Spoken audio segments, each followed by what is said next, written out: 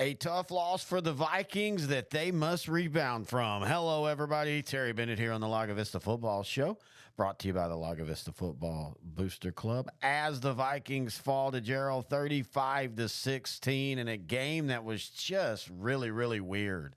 And it feels like, and we kind of talk about this on the show this week with Coach Phillips, it kind of feels like that's been a little bit of the theme this year for the Vikings so far. It's just been, whether it's the almost miraculous comeback against Toledo 2 weeks ago and pulling that one off, to Gerald having basically 5 touchdowns and 4 of them being 50 yards or more, with 2 of them being 70 yards or more. Penalties at the wrong time. The offense has a lot of great stats, but at times, again, puts itself in bad situations with mistakes.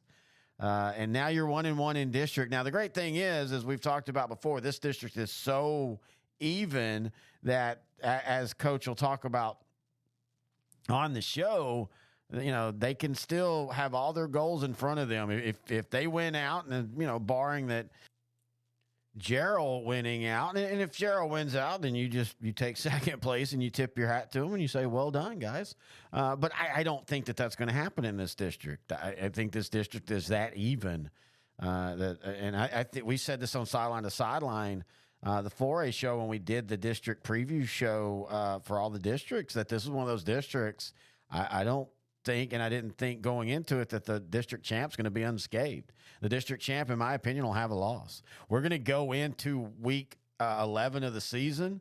I think there's going to be 10 different scenarios that could happen on 5 teams trying to play for playoff spots.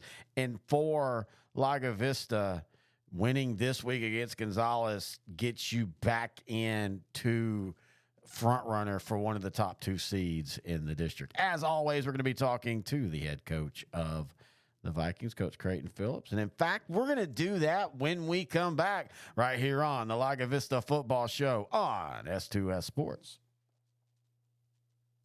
Here at L4 Media, we talk high school football, 4A, 3A, and 2A in Texas. We talk East Texas sports. We talk NFL, guy talk, movie and booze. We also talk wrestling and so much more. And you can see it all on our YouTube channel at L4 Media Company. Like and subscribe. Terry Bennett back here on the Lago Vista Football Show, now joined by the head coach of the Vikings, Coach Creighton Phillips. And, Coach, game 2 of district didn't go as planned, a tough loss against Gerald. What were your thoughts on the game? Didn't go as planned, maybe a little bit of an understatement. Started rough to go, opened up the first play of the game offensively with a holding call and didn't overcome it. And then, a blown assignment, and next thing you know, they're running 70 for a touchdown. Just off from the get-go. Got banged up a little bit during the game. Part of the game plan was compromised because of that. And, if it could go wrong, it kind of did. Played really, really good about 90% of the time, but I really feel like the 10% of not so good just were very costly for us. And, kudos to Gerald and being prepared and taking advantage of the times where we gave them opportunities. Well, football and sports in general has a way of balancing things out. And, last week y'all had the improbable comeback against Toledo, and then this week you had this weird game. But to be honest with you, it's kind of felt like all of y'all's games inside of themselves have just been weird this year. Yeah, haven't clean is a word I would love to say during next week's interview here, that we had a clean game and things went to plan and the kids played hard and all that. Our kids are playing their butts off.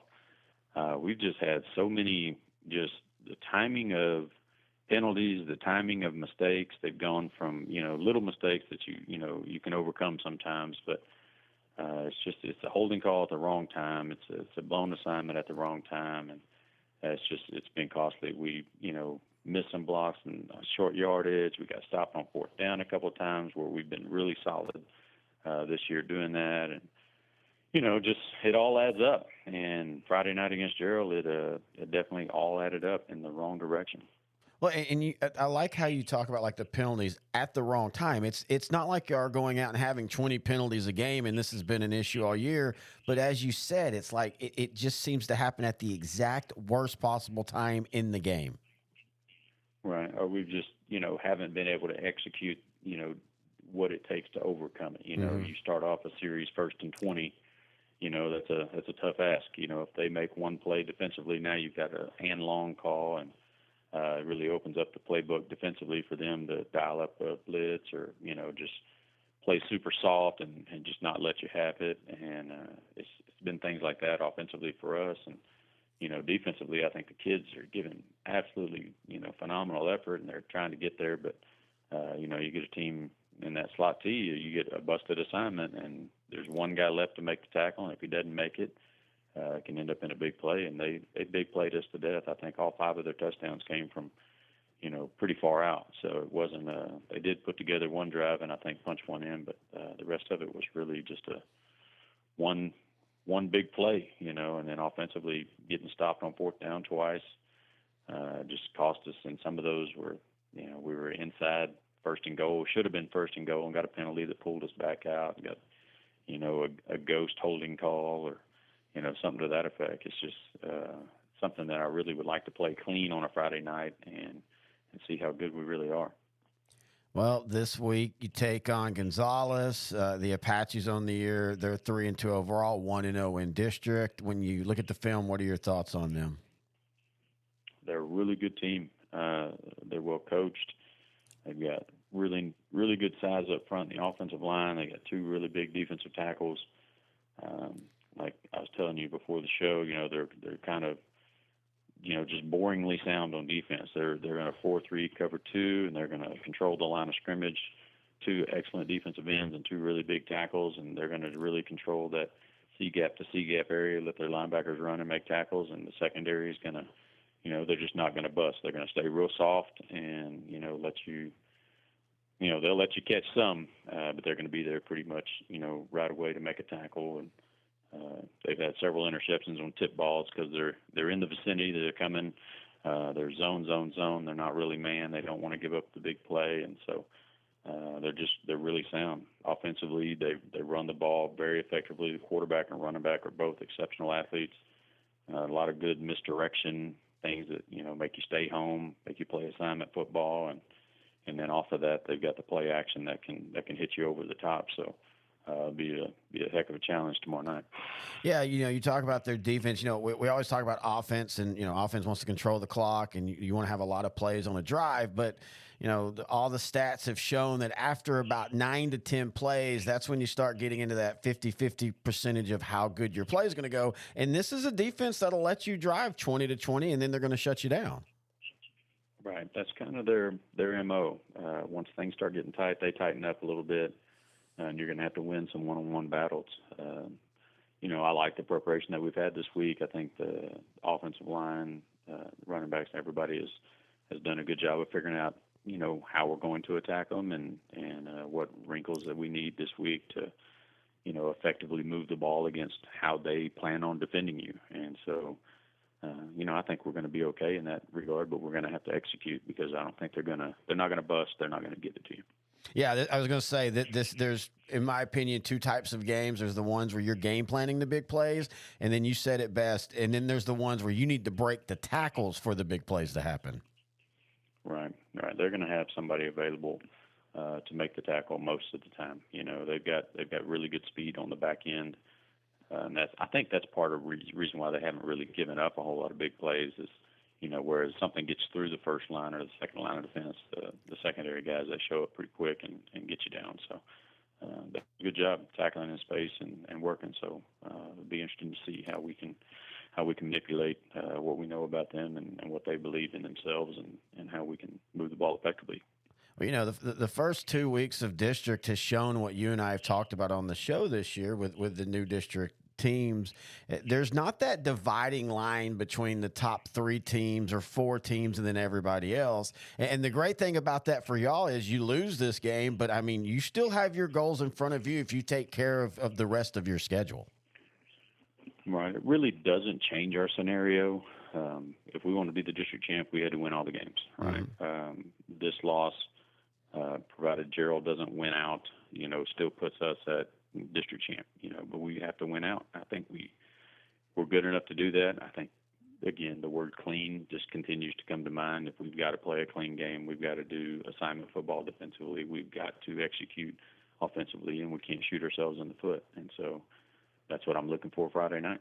Here at L4 Media, we talk high school football, 4A, 3A, and 2A in Texas. We talk East Texas sports. We talk NFL, guy talk, movie and booze. We also talk wrestling and so much more. And you can see it all on our YouTube channel at L4 Media Company. Like and subscribe.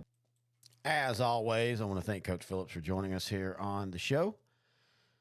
Man, just a weird game. And I feel like I said it at the beginning, and Coach and I have talked about it off the air, and he even kind of brings it up on the air. It's just been a weird year for Lago Vista at 4-2. Just if a mistake is made, it's at the exact worst possible time. He was kind of talking about that before we started recording. Like, you tip your hat to Gerald's offense, that slot team, man. It's really good. Coach Hare was at Lago Vista. And it just felt like every time a guy missed a tackle or a gap wasn't completely covered correctly, that happens 100 times in football games. And, usually a play will happen, but, it gets covered up. I can't tell you, even on great plays, how many mistakes are shown when you watch the film that you go, oh, well, I'm glad that the quarterback got sacked because the wide receiver was wide open. Or I'm glad the backside linebacker shot the gap perfectly on the other side and was able to tackle the running back because the gap that the running back was going through was wide open. Well, in this game, all those mistakes, every time, Gerald, took advantage of it and those big plays. And that's a good running back.